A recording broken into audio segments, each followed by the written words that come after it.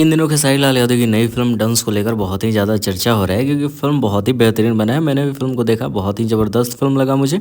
मैंने दूसरे वाले चैनल पर रिव्यू करा है, तो जाकर वीडियो को देख सकते हो। लेकिन इस वीडियो में चर्चा करने वाले हैं पवन सिंह की एक नई फिल्म आ रही है जिस फिल्म का नाम है बजरंगी। उस फिल्म का सारी इन्फॉर्मेशन इस वीडियो में मिलने वाला है, तो उससे पहले चैनल को जरूर सब्सक्राइब कर लो ऐसे ही वीडियो देखने के लिए। देखो इस समय डंस का चर्चा तो खूब चल रहा है, लेकिन इस बीच पवन सिंह ने भी सोचा है कि चलो चर्चा में थोड़ा सा अपना भी माहौल बनाते हैं। तो बजरंगी फिल्म का ट्रेलर रिलीज करने का पवन सिंह ने फैसला लिया है। लेकिन 2-3 दिन से पवन सिंह के आईडी और डायरेक्टर प्रोड्यूसर के आईडी से भी इस पोस्टर को डाला गया, लेकिन ऑफिशियली डेट नहीं आया था, इसलिए मैंने कोई वीडियो भी नहीं बनाया था। फिल्म का चर्चा बहुत सारे लोगों ने कर दिया था, लेकिन अभी से जस्ट कुछ देर पहले एक ऑफिशियली डेट आया है।